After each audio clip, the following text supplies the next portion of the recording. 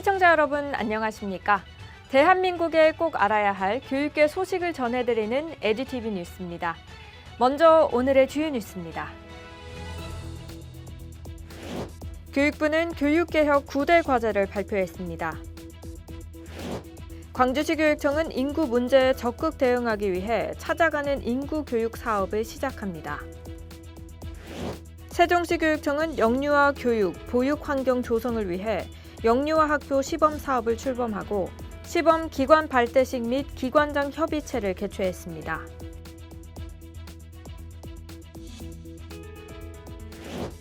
경기도교육청 국제교육원은 학교 밖 청소년과 중고등학교 학생 자치회 및 동아리 회원 등 100명을 대상으로 국제 리더십 캠프를 개최했습니다. 전남 3호 고등학교 동아리 컬처웍스가 일제강점기 강제징용의 참상을 담은 다큐멘터리 미완의 귀향을 제작하고 있습니다. 진천군 가족센터는 다문화 가족을 대상으로 운영한 운전면허 필기반과 실기반 프로그램을 통해 총 41명의 수료자를 배출했습니다.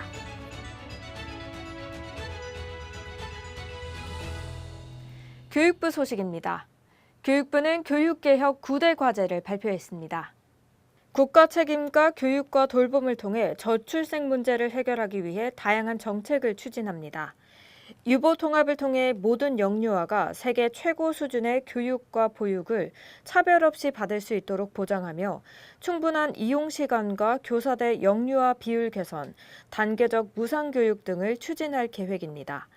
또한 0세에서 5세 영유아 교육과정을 마련하고 영유아 학교 시범 사업도 도입합니다.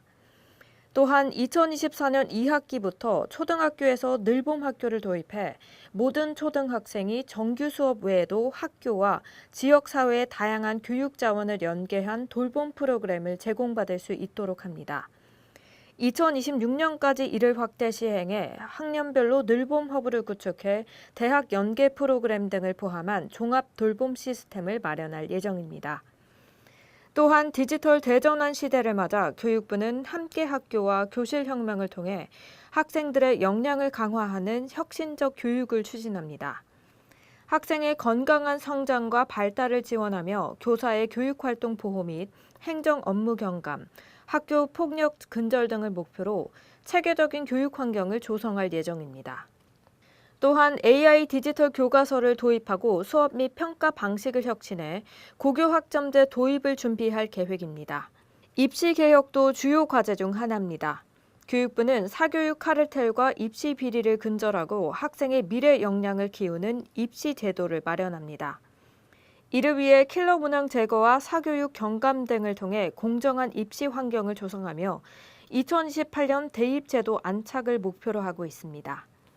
한편 지역교육과 대학혁신도 강화합니다.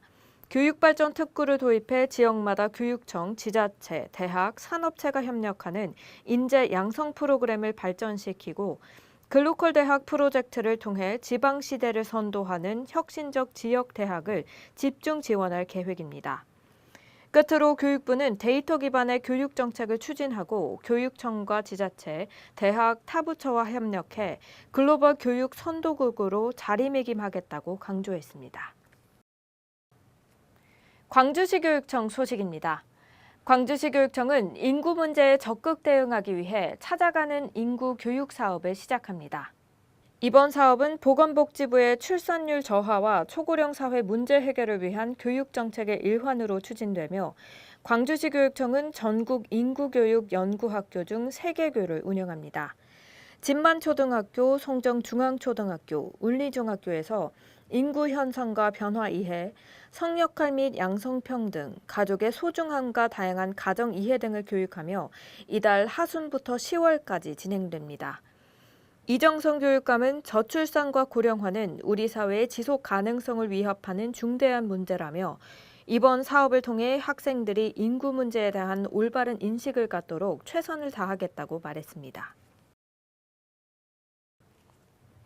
세종시 교육청 소식입니다. 세종시 교육청은 영유아 교육, 보육 환경 조성을 위해 영유아 학교 시범 사업을 출범하고 지난 19일 세종시 교육청에서 시범기관 발대식 및 기관장 협의체를 개최했습니다.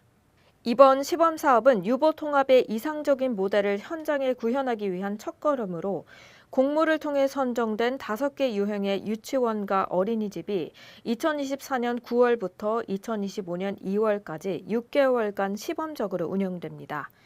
이날 협의체에서는 세종시교육청이 시범사업 운영 및 관리 방안을 안내했으며 각 기관의 특성을 반영한 운영 내실화 방안과 교사 역량 강화를 위한 논의가 이루어졌습니다.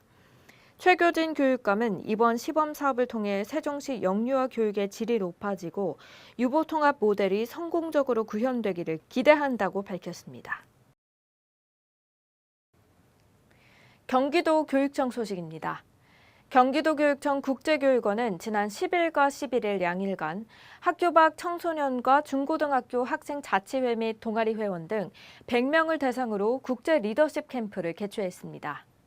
이번 캠프는 평택시와 화성시의 학교 밖 청소년 지원센터와의 협력으로 진행됐으며 글로벌 사회에서 필요한 리더십과 문제 해결 능력을 함양하기 위한 기회를 제공하기 위해 마련됐습니다. 특히 모든 활동은 외국어 의사소통 역량 강화를 위해 경기도교육청 국제교육원의 원어민 강사와 함께 영어로 진행됐습니다. 참가 학생들은 전 세계가 직면한 주요 사회 문제를 논의하고 해결 방법을 모색하는 과정을 통해 공감과 포용의 리더십을 강화하는 시간을 가졌습니다. 전남교육청 소식입니다. 전남 3호 고등학교 동아리 컬처웍스가 일제강점기 강제징용의 참상을 담은 다큐멘터리 미완의 귀향을 제작하고 있습니다. 이들은 일본의 군함도 아소탄광, 미이케 탄광 등을 방문해 강제도역의 참혹한 실상을 기록하며 조선인 노동자들의 비극을 다큐멘터리로 담고자 현지 취재를 진행했습니다. 지난 7월 학생들은 6박 7일 동안 일본에서 현지 촬영을 마쳤으며 희생자들을 기리는 위령비 참배와 함께 그들의 고통을 생생하게 기록했습니다. 현재 학생들은 다큐멘터리 제작을 위한 자료 정리와 편집 작업에 매진하고 있으며 하반기에는 교내에서 다큐멘터리 제작 발표회 및 시사회를 열 예정입니다. 이주민 다문화 교육 소식입니다. 진천군 가족센터는 다문화 가족을 대상으로 운영한 운전면허 필기반과 실기반 프로그램을 통해 총 41명의 수료자를 배출했습니다. 이번 프로그램은 진천군에 거주하는 결혼 이민자와 외국인들이 한국의 교통법규와 운전 용어를 이해하고 운전면허 취득을 지원하기 위해 마련됐습니다. 참가자들은 교통법규와 주요 용어에 대한 집중 교육을 통해 필기시험 준비를 마쳤으며 안전한 교육 환경에서의 실습을 통해 높은 합격률을 기록했습니다. 오늘 준비한 소식은 여기까지입니다. 변화는 고통스럽지만 변하지 않으면 더 고통스럽다라는 말이 있습니다. 변화가 어려운 과정일 수 있지만 변화를 피하고 현재 상태에 머무르면 더 큰 고통을 겪게 될 것이라는 의미입니다. 내일도 더 풍성한 교육계 소식들로 여러분을 찾아뵙겠습니다. 이상으로 에듀티비 뉴스를 마칩니다. 시청해주신 여러분 고맙습니다.